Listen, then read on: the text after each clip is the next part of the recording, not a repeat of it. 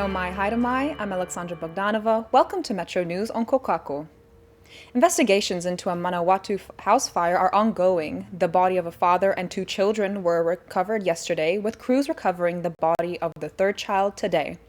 Locals have set up a Give a Little page for the mother of the children, which has raised over $175,000 so far. A superbug has broken out in Christchurch Hospital. Vicomycin-resistant Enterococci has been confined to one wing of the hospital. There are currently fewer than 10 cases in Christchurch. Traces of asbestos have been found in kinetic sand products which are used in schools across New Zealand. Consumer New Zealand Jessica Walker says the manufacturer holds responsibility for the error. She encourages people to carefully dispose of kinetic sand products rather than returning them to stores. Out of caution, Clearview School in Rolleston has closed today for further testing. Exporters are relieved after some U.S. tariffs removed from New Zealand's beef, kiwi fruit, and offal industries. The Prime Minister says it's a good thing and that low global agricultural supply will help New Zealand. The Silver Ferns have fallen against England 61-58 in the second game of their 3-match series. The Ferns won the first game against the Roses on Sunday by 3 points. The third and final game on Wednesday morning will be the series decider to determine who will take the overall win. Argentina has beaten Scotland this morning after a huge comeback at Murray Field. After being down 21-0 at the 57th minute, the Pumas managed to secure the win 33-24 in the greatest comeback win in Pumas history. Thanks, Alex. This afternoon on Metro News. A tourist boom is about to hit Christchurch. A record number of visitors from overseas are arriving via plane. What do warmer ocean temperatures mean for Aotearoa's rich marine life? Should we be concerned? And we talk to a Kiwi journalist about the dangers of reporting in the Middle East, a job where you risk your life every day.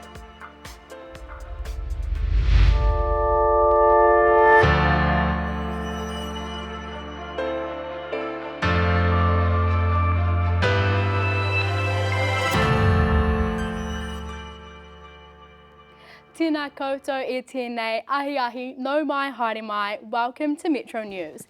Ko Hanafek tēnei. Ko Marcus Allen tēnei.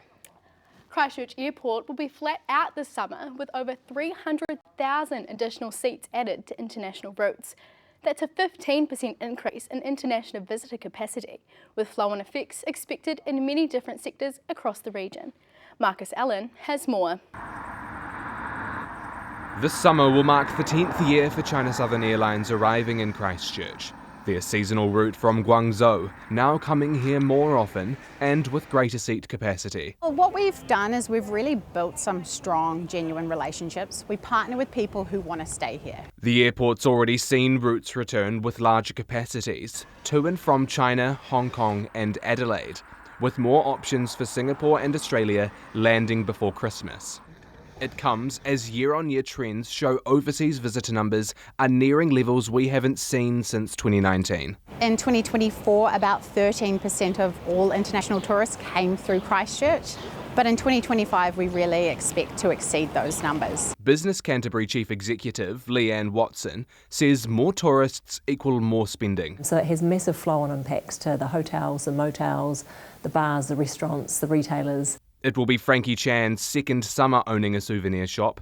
He knows how valuable these summer months are. So now we get more flights coming in here. It's just really exciting to see more customers. It's a stark comparison to how quiet the past winter months have been. I remember one of the day, we start from 10 o'clock in the morning, but until 12, we only got 3 customers walking in, but 2 are the suppliers. Leanne believes good promotion will help retailers like Frankie. It's about telling our story and making sure that we actually promote all that there is to see and do here in Christchurch, rather than Christchurch just being a gateway to the rest of the South Island. The government this year gave Tourism New Zealand nearly $20 million to fund overseas marketing.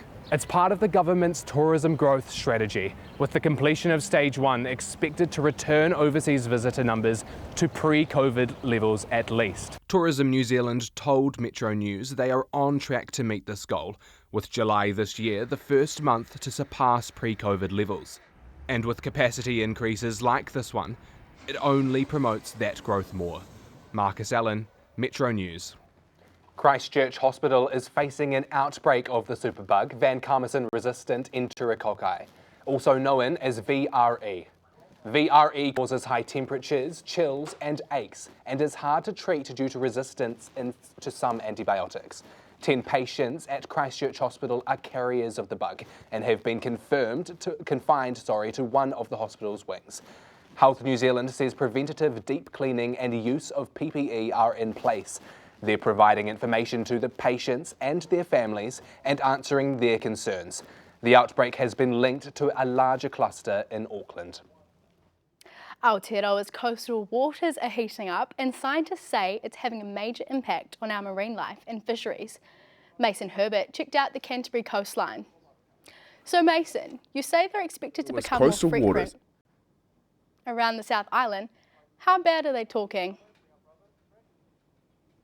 They're known as marine heat waves and have doubled over the last 40 years. I think New Zealand is a global hotspot for ocean warming and also for heat waves, so probably not as badly impacted as in Australia, but we are certainly at the upper end of heat wave extremes. Scientists are attributing these events to an increase in greenhouse gas emissions linked to human activity. They also say climate change is responsible for 50% of marine heat waves which occurred between 2000 to 2020. One thing that the public could do is we have what's called the iNaturalist system, where people go out to the beach and they take photos of organisms they see, and then they upload that photo to an online database. That means that we as scientists can go into those databases and check where species were in the past. The heat waves are particularly catastrophic for sea creatures which don't move. Species such as coral and seaweed can't handle the higher temperatures. This can cause fatal events like coral bleaching. For those that can move, a search begins for cooler habitats in other waters where they aren't always welcome. The fishing industry is keeping an eye on developments. We know what's likely to happen and we are monitoring for these sort of effects, but exactly how it's going to affect everything is a little bit uncertain. This is another cycle of variability in an already variable system. So fisheries and fisheries management, this is our day job. As our average water temperatures rise, marine heat waves worsen. It's expected that the heat waves will become stronger around the North Island and more frequent around the south. For our waters, an increase of 1 to 3 degrees Celsius is forecast by the end of the century. However, scientists say these are the average numbers and the extremes are set to be much more dramatic. So Mason, you say they're expected to become more frequent around the South Island. How bad are we talking? Well, marine heat waves are already pretty common for the South Island. In Kaikoura alone, there have been more than 100 since 1982. They were amplified during the summer of 2017 to 18, where New Zealand recorded its 5th most extreme marine heat wave. And we're already seeing changes in what's turning up in our waters. Queensland grouper have been recorded to be caught more than 3,000 kilometres outside of their usual range up around the north of the country. What other fish species are these heat waves expected to affect? Experts are saying the species that are most likely to be affected are mackerel, snapper, John Dory, and tuna. But it's not just fish. Some marine plants are also extremely vulnerable too, and the southern bull kelp is one of them. In the last decade, we've seen extreme events wipe out entire sites of bull kelp in just a matter of minutes. Nice. Months. It's a beautiful Canterbury day today compared to the weekend's weather. Intense hail, thunder and lightning struck on Saturday afternoon. It coincided with the final day of the Royal A&P show and the New Zealand Cup at Riccarton Park. The storm battered the showgrounds and race course, with children even making snowmen out of the hail. Race day goers said they were drenched and disappointed to cut their day short. Sunshine is expected for the rest of the week though. We'll have more weather for you shortly. Aotearoa's latest biodegradable pot is being trialled. The pots, created by 19-year-old Elisa Harley, are just the beginning of a big environmental blitz. Imogen Brophy has more. We Kiwis pride ourselves on being clean and green. However, those green thumbs are using 350 million plastic plant pots each year. After noticing this plastic waste from her native plant business, Elisa Harley wanted to create a solution. Came up with this business idea that all these plant pots that I had lying around at home, all this forestry slash we were driving by in our road trips, we could merge the two and see if we could make use of this natural material in New Zealand to create a biodegradable product.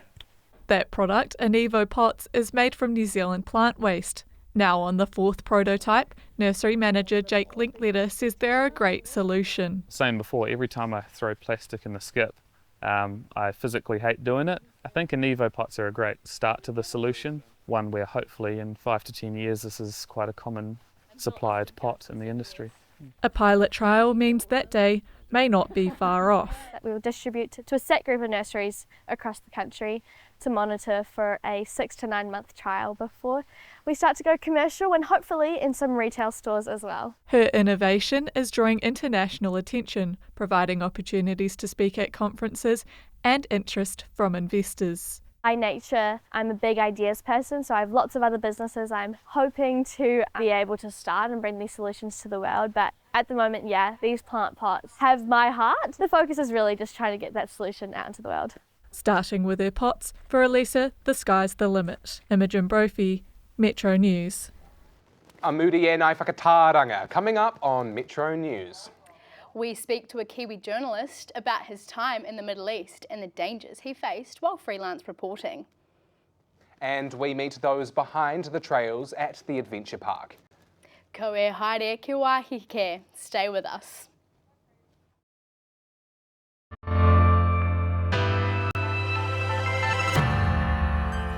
Hoki mai anō, welcome back. Corresponding from a live war zone is a dream for many journalists, something multimedia journalist Cole Martin got to experience sooner rather than later. In a one-on-one interview with Metro News, Martin describes his time spent in Palestine's West Bank. Alexandra Bogdanova reports.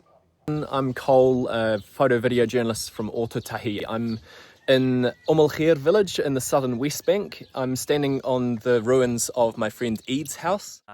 For 6 months, Cole Martin was the sole Kiwi journalist in the West Bank of Palestine.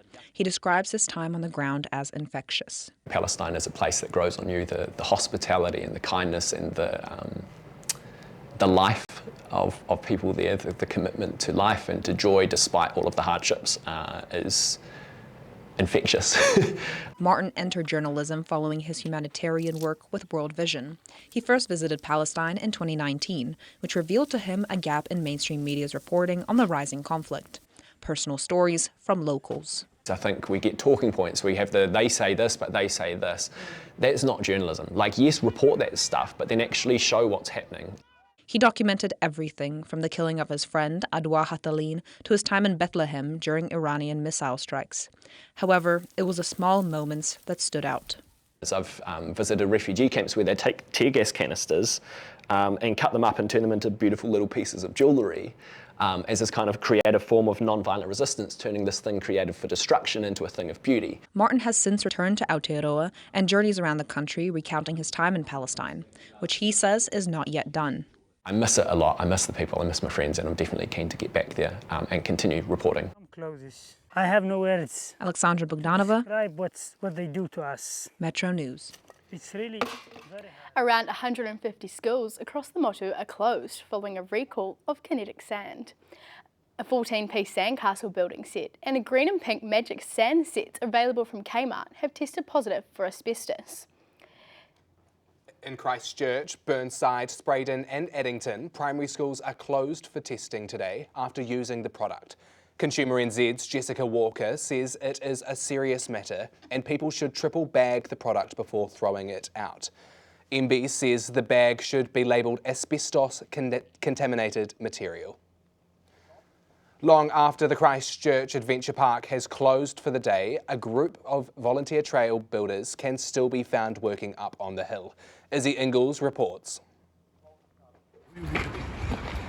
They're known as Official Trail Pirates. The Alternative Volley Collective, or AVC, build mountain biking tracks around Ōtautahi. I just saw a gap in some maintenance and thought, well, we'll just go along and we'll sort that out, and we just carried on since then. Some nights it's adults and beers.